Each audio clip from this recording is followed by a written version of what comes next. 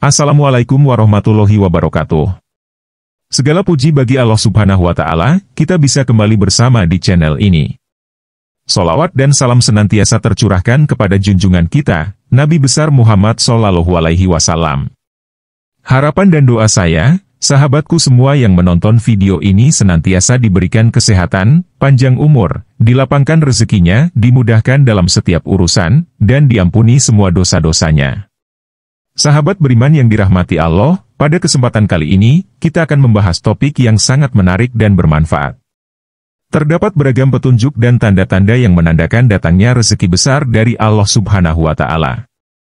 Dalam video ini, kita akan mengulas 10 tanda-tanda bahwa Anda akan mendapatkan rezeki besar menurut tradisi dan spiritualitas Islam. Semoga informasi yang kami sajikan dapat memberikan inspirasi dan manfaat bagi kita semua. Mari kita simak bersama dan berharap semoga Allah Subhanahu wa Ta'ala senantiasa memberikan kita rezeki dan berkah yang melimpah. Yang pertama, bertemu dengan orang tua. Dalam sebuah hadis yang diriwayatkan oleh Imam Bukhari dan Muslim, Rasulullah Shallallahu Alaihi Wasallam bersabda, "Siapa yang senang panjang umur dan banyak rezeki, hendaklah ia menyambung silaturahmi." Dari sini kita memahami bahwa menjaga hubungan yang baik dengan orang tua bukanlah sekedar tindakan sosial, tapi juga merupakan bagian dari kewajiban agama yang dapat membawa berkah besar. Dengan senantiasa menjaga hubungan yang baik dengan mereka, Allah akan memberikan rezeki yang berlimpah sebagai balasan atas kebaikan tersebut. Kemudian, pertemuan dengan orang tua juga mencerminkan pentingnya nilai keluarga dalam Islam.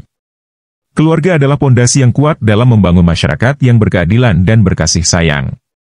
Dengan memelihara hubungan yang hangat dan penuh cinta dengan orang tua, seseorang tidak hanya mendapatkan keberkahan dalam kehidupan pribadinya tetapi juga turut berkontribusi dalam memperkuat jaringan sosial yang harmonis.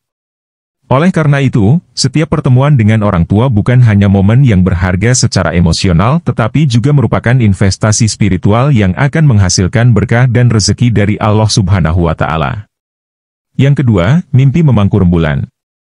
Di dalam tradisi Islam, mimpi sering dianggap sebagai salah satu bentuk wahyu atau tanda-tanda spiritual dari Allah. Rasulullah Shallallahu Alaihi Wasallam bersabda bahwa mimpi seorang mukmin merupakan 1/46 bagian dari kenabian. Nabi Yusuf juga dikenal dengan kemampuannya menakwilkan mimpi, yang merupakan salah satu tanda kenabian. Dalam konteks ini, mimpi memangku rembulan diartikan sebagai tanda akan datangnya rezeki besar atau status yang tinggi dan luar biasa sesuai dengan kemurahan dan kehendak Allah.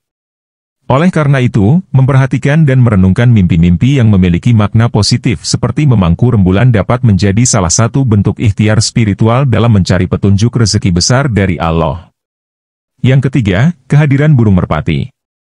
Di dalam Al-Quran Surah Al-Mulk, Allah menyebutkan tentang kemampuan burung untuk terbang di langit sebagai bagian dari ciptaannya yang menakjubkan. Hal ini sering diartikan sebagai tanda-tanda yang diberikan oleh Allah kepada hambanya. Kehadiran burung merpati atau burung yang sering dikaitkan dengan kedamaian dan kemakmuran di sekitar kita dianggap sebagai tanda-tanda dari Allah yang mengisyaratkan datangnya berkah dan rezeki yang melimpah. Burung merpati sendiri sering dihubungkan dengan kekayaan dan kedamaian, yang dapat menjadi pertanda positif bagi seseorang.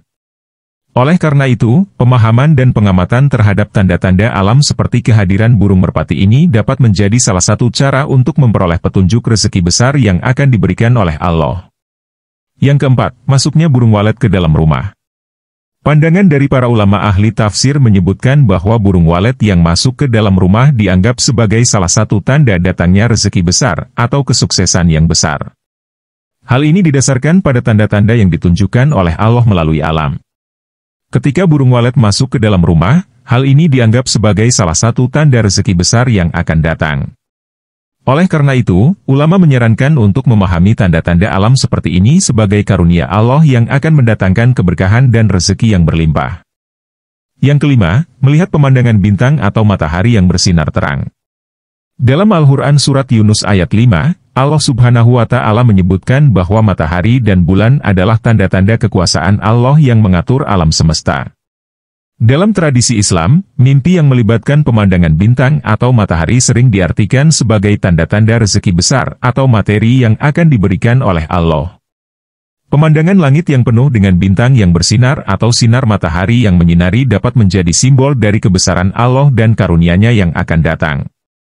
Oleh karena itu, memperhatikan tanda-tanda alam seperti pemandangan bintang atau matahari dapat menjadi salah satu cara untuk mendapatkan pemahaman tentang rencana dan berkah dari Allah Subhanahu wa Ta'ala di dalam kehidupan kita.